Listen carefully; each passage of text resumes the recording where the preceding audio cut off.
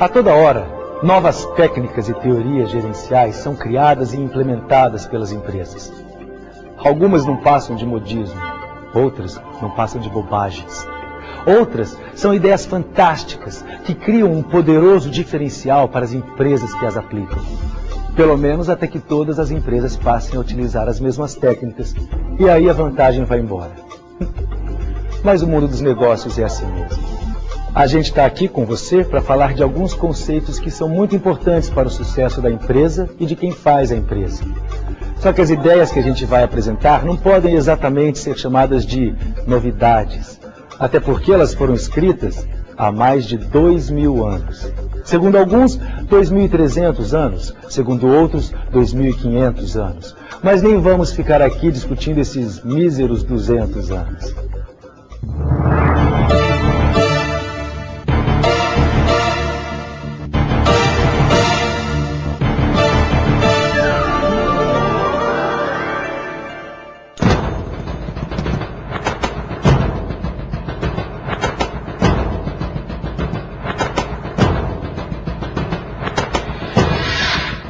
A Arte da Guerra. Esse é o livro que foi escrito por um muito bem-sucedido general chinês, Sun Tzu. Tem gente que fala que na virada do Japão, quando a indústria japonesa deu um gigantesco salto e suas empresas se tornaram uma ameaça para outros impérios industriais, bastaria você abrir a primeira gaveta de qualquer presidente dessas grandes companhias para encontrar uma cópia do livro A Arte da Guerra. Talvez você esteja pensando como é que um livro escrito há mais de 2000 anos, sobre estratégias de guerras lutadas com espadas, arcos e flechas, pode ter alguma relevância no mundo moderno e nos negócios. Negócios que usam informática, técnicas modernas de produção e comercialização, internet. Pois é, essa é a mágica desse livro e desse pouco conhecido autor. Ele escreveu um livro definitivo, eterno, que mesmo hoje continua atual, como se tivesse sido escrito ontem. Mas agora chega de papo e vamos passear pelas ideias de Sun Tzu, pela arte da guerra. Aquele que conhece a si mesmo e ao inimigo deverá vencer todas as batalhas. Aquele que se conhece, mas não ao inimigo, terá metade da chance de vencer. Aquele que não se conhece nem ao inimigo perderá todas as batalhas.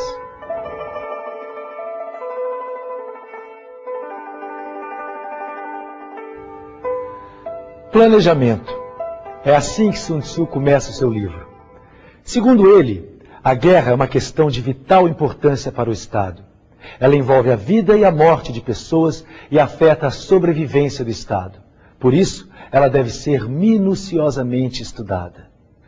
Segundo Sun Tzu, a guerra era regida por 5 fatores: a lei moral, o céu, a terra, o chefe e a doutrina.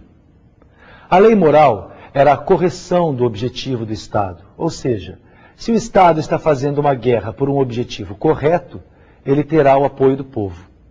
O céu representa a noite, o dia, as estações, o frio, o calor. A terra eram as distâncias, o terreno, campo aberto ou desfiladeiros. O chefe representa as virtudes da sabedoria, da sinceridade, da bondade, coragem e correção. E a doutrina, a organização hierárquica do exército, a disciplina, os custos da guerra e as estradas por onde se caminha. Com esses 5 pontos regendo a guerra, Sun Tzu elaborou 7 perguntas que deveriam ser respondidas por qualquer general que estivesse disposto a começar uma guerra. Qual Estado está com a lei moral? Qual chefe é mais competente? Quem tem as vantagens do céu e da terra? Quem tem a melhor disciplina? Qual é o exército mais forte? Qual exército tem soldados e oficiais mais bem treinados? Qual exército terá o mérito recompensado e o demérito punido sumariamente? Sun Tzu fala no livro que com as respostas a essas 7 perguntas, ele era capaz de dizer quem sairia vitorioso em uma batalha. Vamos trazer a primeira dessas perguntas para os dias de hoje, para os negócios. Qual Estado está com a lei moral? Vamos imaginar uma situação. Uma empresa tem 15% de market share. O presidente convoca uma reunião de diretoria e anuncia que o objetivo da companhia a partir daquele dia é o de alcançar 80% de market share em 30 dias. Depois de falar isso, ele se retira para que os seus diretores possam planejar como conseguir alcançar esse objetivo. O que vocês acham que aconteceria nessa sala de reunião depois da saída do presidente?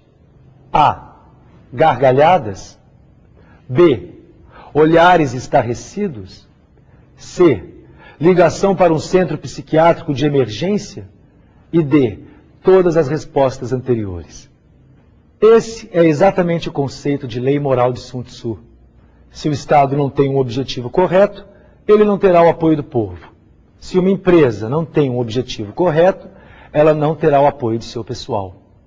Resumindo ainda mais, ao se iniciar um planejamento, o primeiro item a ser pensado é o objetivo.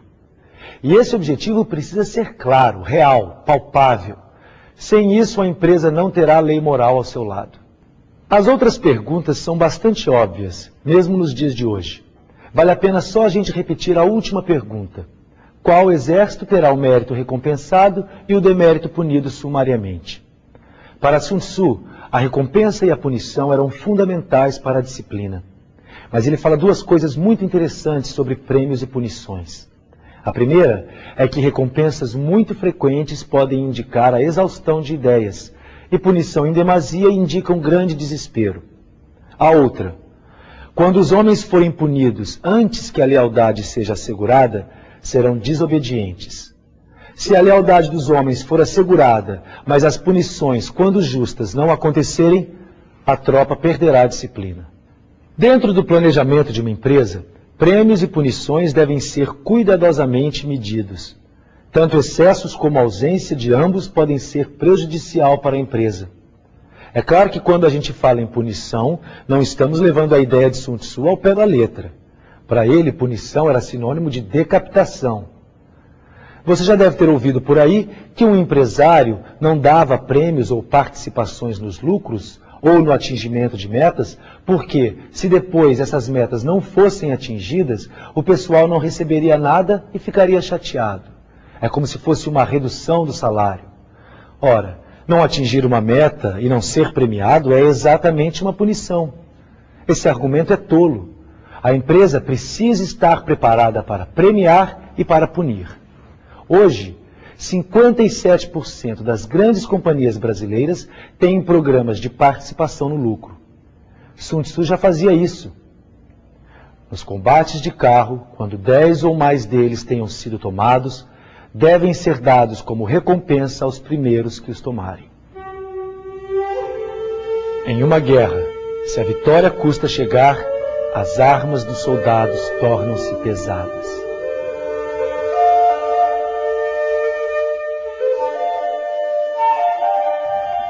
No segundo capítulo de seu livro, Sun Tzu fala da operação, do custo da guerra. Para ele, a ação tem que ser rápida, precisa, certeira. Uma guerra demorada desmotiva os soldados e enfraquece o Estado pelos custos elevados de se manter a operação. Apesar de termos ouvido falar em precipitações estúpidas na guerra, a inteligência nunca foi associada a decisões demoradas. Trazendo esse conceito para os dias de hoje, fica fácil ver a verdade nas palavras de Sun Tzu. Muitas vezes, por não conhecer bem o seu inimigo, aliás, o seu concorrente, as empresas partem para batalhas longas. A concorrência de preço ou a promoção é uma delas. Por exemplo, um produto que não tenha nenhum grande diferencial de outro, inclusive no preço, tenta ganhar maior participação em um mercado. Para isso, a empresa marca um preço promocional. Por estar mais barato que o seu concorrente, a participação cresce. Mas e agora? Se voltar com o preço normal, a participação provavelmente irá cair. Se mantiver a margem muito reduzida, não terá havido uma real vantagem em se conquistar maior participação. Essa batalha será longa, e isso vai custar caro para a empresa. Veja bem, a gente não está falando que uma promoção ou uma redução de preço não seja uma boa arma, mas o objetivo de usar essa arma tem que estar claro. A batalha tem que ser rápida. Por exemplo, Se um produto tem um real diferencial de outro produto, e a empresa lançar mão da redução promocional de preço para que o consumidor experimente o produto e veja como ele é melhor, quando o preço voltar ao normal, muitos irão continuar consumindo aquele produto porque ele é melhor. Aí, o desconto foi utilizado em uma batalha curta. E alguns pontos de share foram conquistados porque havia um diferencial e o consumidor experimentou esse diferencial. Na guerra, deixe que o grande objetivo seja a vitória, e não as campanhas extensas. Lutar e vencer todas as batalhas não é a glória suprema. A glória suprema é quebrar a resistência do inimigo, sem lutar.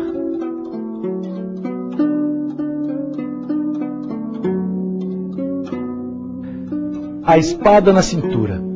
Esse é o conceito do 3º capítulo da Arte da Guerra. Para Sun Tzu, a grande vitória é a vitória sem luta. E a principal maneira de se atingir esse objetivo é impedir os planos do inimigo. É claro que conseguir isso, nas palavras dele, é a glória suprema. Quando a gente começa a pensar nisso no campo dos negócios, pode parecer uma ideia meio sem sentido. Como combater um concorrente sem sacar a espada, sem lutar? Sun Tzu, inclusive, coloca nesse capítulo uma regra de atitude em relação ao número do exército.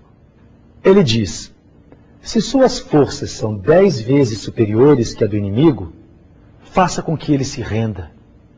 Se 5 vezes maior, ataque. Se 2 vezes, divida o exército e ataque pela frente e por trás. Se em igualdade de condições, você pode decidir atacar. Se inferior, evite o inimigo. Se muito inferior, fuja. Ou seja, se a gente analisar a ideia da vitória suprema, sem luta, baseada apenas no tamanho da nossa força, a única solução seria ter o nosso exército 10 vezes superior que o do nosso concorrente. Mas quando a gente analisa a ideia anterior, a de impedir os planos do inimigo, a gente pode conseguir a vitória suprema, mesmo sem ser 10 vezes maior que o inimigo. Na teoria é muito simples, na prática não é tão simples. A maneira de se alcançar essa situação é olhar para o mercado a cada segundo e estar sempre pronto para responder, para mudar, para evoluir, para aperfeiçoar antes que o seu concorrente o faça. Se você der sempre o primeiro passo certeiro à frente, você estará atrapalhando os planos de seu inimigo. Já que a gente está falando de um livro de 2000 anos, vamos dar um exemplo antigo também, de 50 anos. Nos Estados Unidos, todas as marcas de creme dental prometiam ação contra as cáries. Todas. E todas precisavam lutar ferozmente pelos seus pontos de share. Uma companhia, então, depois de uma extensa pesquisa com o consumidor, lançou o primeiro creme dental que não prometia nada contra as cáries. Ela simplesmente prometia bom hálito. Esse creme dental foi lançado alcançando uma enorme participação de mercado. Uma grande vitória sem sacar a espada. Se essa companhia tivesse lançado mais um creme dental contra as cáries, ela teria que entrar numa luta gigantesca para assumir alguns pontinhos de share. Para Sun Tzu, a pior estratégia de guerra é sitiar uma cidade murada. A preparação das suas defesas toma muito tempo, energia, e um general impaciente pode mandar atacar essa cidade e matar os seus soldados sem conseguir a vitória. Resumindo, trabalhe sempre com o objetivo de vencer sem precisar lutar. Esteja na frente de seu concorrente. Mas se ele estiver fortemente protegido ou em número superior, fuja da briga até que você consiga mudar essa situação. Procure outro campo de batalha ou crie novas armas para competir com ele. Não seja um general irado e mande atacar o seu concorrente quando a vitória é impossível. Embora um combate obstinado possa ser dado por uma força pequena, essa acabará perdendo para uma força superior.